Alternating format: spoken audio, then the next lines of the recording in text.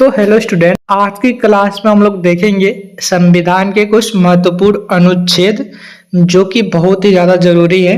अगर आप किसी भी गवर्नमेंट जॉब की तैयारी करते हैं या फिर नई पढ़ाई करते हैं तो भी आपके लिए जानना जरूरी है कि आर्टिकल्स क्या होते हैं और कौन से अनुच्छेद में क्या दिया गया है। ठीक है, तो आइए वीडियो को स्टार्ट करते हैं। उससे पहले आप मेरे चैनल पे नए हो तो चैनल को सब्सक्राइब जरूर कर लेना आप लोग। ठीक है, तो अनुच्छेद 1 आर्टिकल 1 क्या कहता है? भारत जो है राज्यों का संघ है, मतलब राज्यों से मिलके बना है। ठीक है।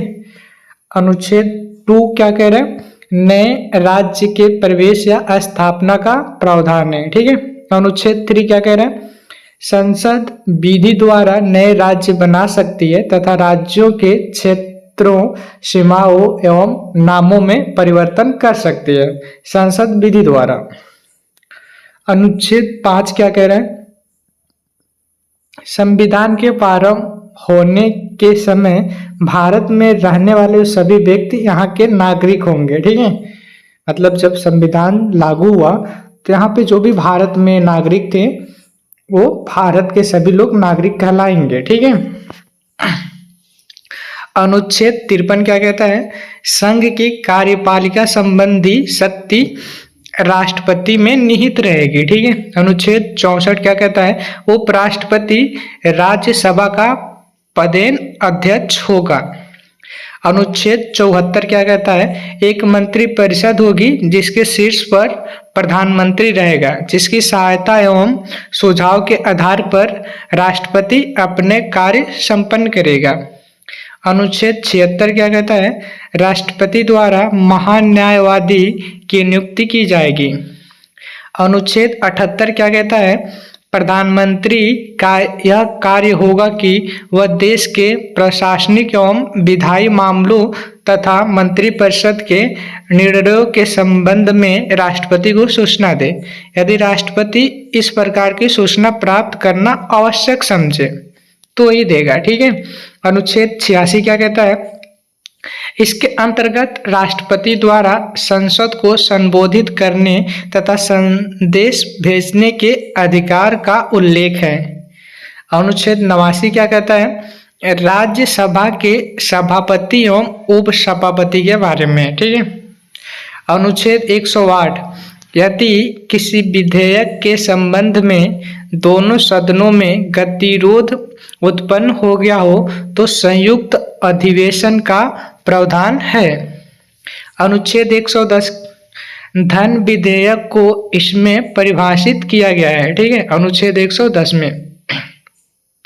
अनुच्छेद 111 संसद के दोनों सदनों द्वारा पारित विधेयक राष्ट्रपति के पास जाता है।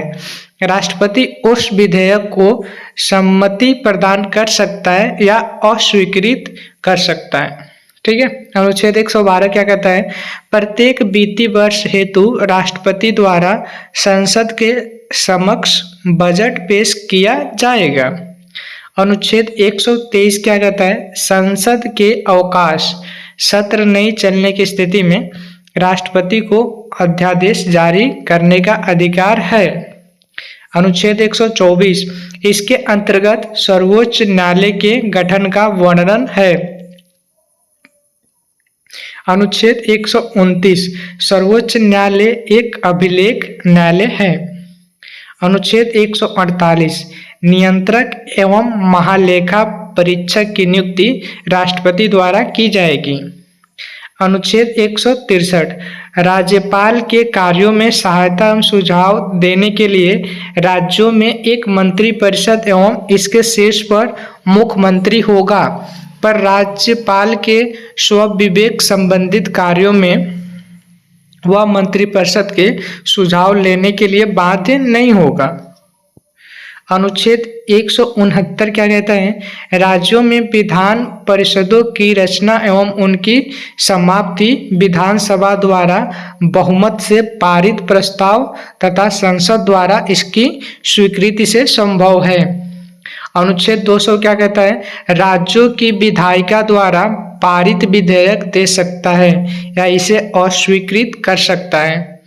अनुच्छेद 213 क्या कहता है? राज्य विधायिका के सत्र में नहीं रहने पर राज्यपाल अध्यादेश जारी कर सकता है। अनुच्छेद 214 क्या कहता है? सभी राज्यों के लिए एक उच्च न्यायालय की व्यवस्था होगी। अनुच्छेद 226 क्या कहता है?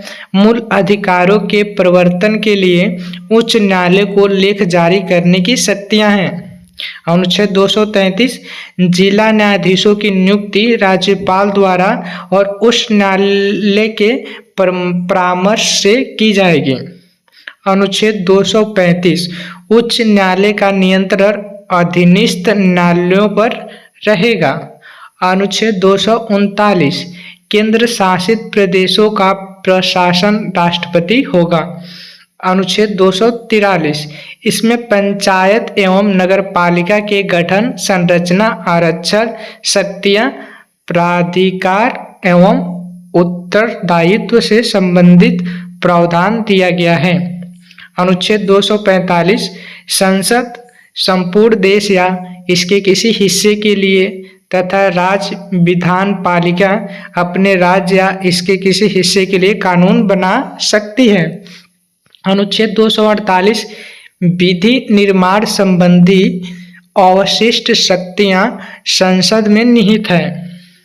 अनुच्छेद 249 राज्यसभा विशेष बहुमत द्वारा राज्य सूची के किसी विषय पर लोकसभा को 1 वर्ष के लिए कानून बनाने के लिए अधिकृत कर सकती है यदि वह इसे राष्ट्रहित में आवश्यक समझे। अनुच्छेद 262 अंतर्राज्यीय नदियों या नदी घाटियों के जल के वितरण एवं नियंत्रण से संबंधित विवादों के लिए संसद विधि द्वारा निर्णय कर सकती है।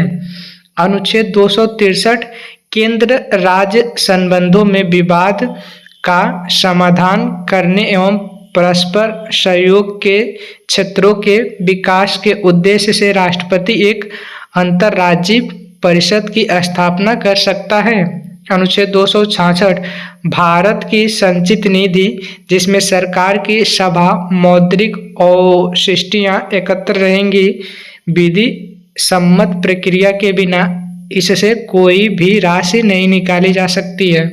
अनुच्छेद 267 संसद विधि द्वारा एक आकस्मिक निधि स्थापित कर सकती है जिसमें अकस्मात उत्पन्न परिस्थितियों के लिए राशि एकत्र की जाएगी। अनुच्छेद 275 केंद्र द्वारा राज्यों को सहायक अनुदान दिए जाने का प्रावधान। अनुच्छेद 280 में क्या है? राष्ट्रपति हर 5वें वर्ष एक वित्त आयोग की स्थापना करेगा जिसमें अध्यक्ष के अतिरिक्त 4 अन्य सदस्य होंगे तथा जो राष्ट्रपति के पास केंद्र एवं राज्यों के बीच करों के वितरण के संबंध में अनुशंसा करेंगे। अनुच्छेद 300 क राज्य किसी भी व्यक्ति को उसकी संपत्ति से वंचित नहीं करेगा। अनुच्छेद 312 राज्यसभा विशेष बहुमत द्वारा नई अखिल भारतीय सेवाओं की स्थापना की अनुशंसा कर सकती है।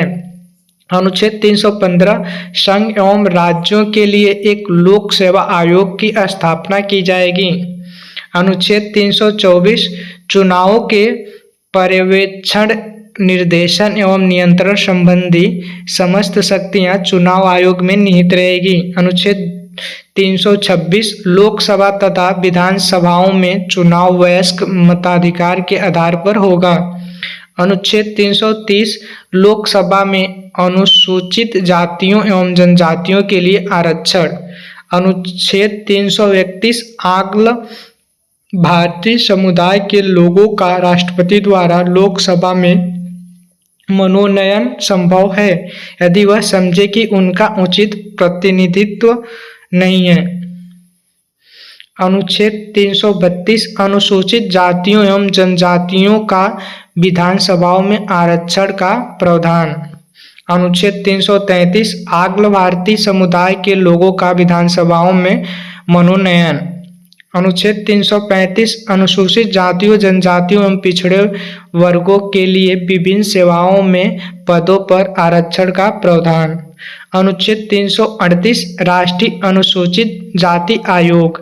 अनुच्छेद 338 का राष्ट्रीय अनुसूचित जनजाति आयोग। अनुच्छेद 340 पिछड़े वर्गों की दशाओं के अन्वेषण के लिए आयोग की नियुक्ति। अनुच्छेद 343 संघ की आधिकारिक भाषा देवनागरी लिपि में लिखी गई हिंदी होगी। अनुच्छेद 347 यदि किसी राज्य में पर्याप्त संख्या में लोग किसी भाषा को बोलते हों और उनकी आकांक्षा हो कि उनके द्वारा बोली जाने वाली भाषा को मान्यता दी जाए तो इसकी अनुमति राष्ट्रपति दे सकता है। अनुच्छेद 351 यह संघ का कर्तव्य होगा कि वह हिंदी भाषा का प्रसार एवं उत्थान करे ताकि वह भारत की मिश्रित संस्कृति के सभी अंगों के लिए अभिव्यक्ति का माध्यम बने। अनुच्छेद 352 राष्ट्रपति द्वारा आपात स्थिति की घोषणा यदि वह समझता हो कि भारत या उसके किसी भाग की सुरक्षा युद्ध, बाह्य आक्रमण या सैन्य विद्रोह के फलस्वरूप खतरे में है। अनुच्छेद 355 इसमें बाह्य आक्रमण और आंतरिक अशांति से राज्य की रक्षा करने का संघ का कर्तव्य का उल्लेख है। अनुच्छेद 356 यदि किसी राज्य के राज्यपाल द्वारा राष्ट्रपति को यह रिपोर्ट दी जाए कि उस राज्य में संवैधानिक तंत्र असफल हो गया है तो वहां राष्ट्रपति शासन लागू किया जा सकता है अनुच्छेद 356 के तहत। अनुच्छेद 360 यदि राष्ट्रपति यह समझता है कि भारत या इसके किसी भाग की वित्तीय स्थिरता एवं खास खतरे में है, साख खतरे में है, तो वह वित्तीय आपात स्थिति की घोषणा कर सकता है। अनुच्छेद 368 संसद को संविधान के किसी भी भाग का संशोधन करने का अधिकार है। अनुच्छेद 370 इसके अंतर्गत जम्मू और कश्मीर की विशेष स्थिति का वर्णन है। अनुच्छेद 371 कुछ राज्यों के विशेष क्षेत्रों के विकास के लिए राष्ट्रपति बोर्ड स्थापित कर सकता है, जैसे महाराष्ट्र, गुजरात, नागालैंड, मणिपुर इत्यादि। अनुच्छेद 394 का राष्ट्रपति अपने अधिकार के अंतर्गत इस संविधान का हिंदी भाषा में अनुवाद कराएगा। अनुच्छेद 395 यदि भारतीय स्वतंत्रता अधिनियम 1947, भारत सरकार अधिनियम 1953 तथा इनके अन्य पूरक अधिनियमों को जिसमें प्रीवी काउंसिलिंग क्षेत्राधिकारी अधिनियम शामिल नहीं है यहाँ रद्द किया जाता है। तो आप लोग को वीडियो कैसे लगी कमेंट में जरूर बता दीजिए और चैनल को सब्सक्राइब कर लीजिए।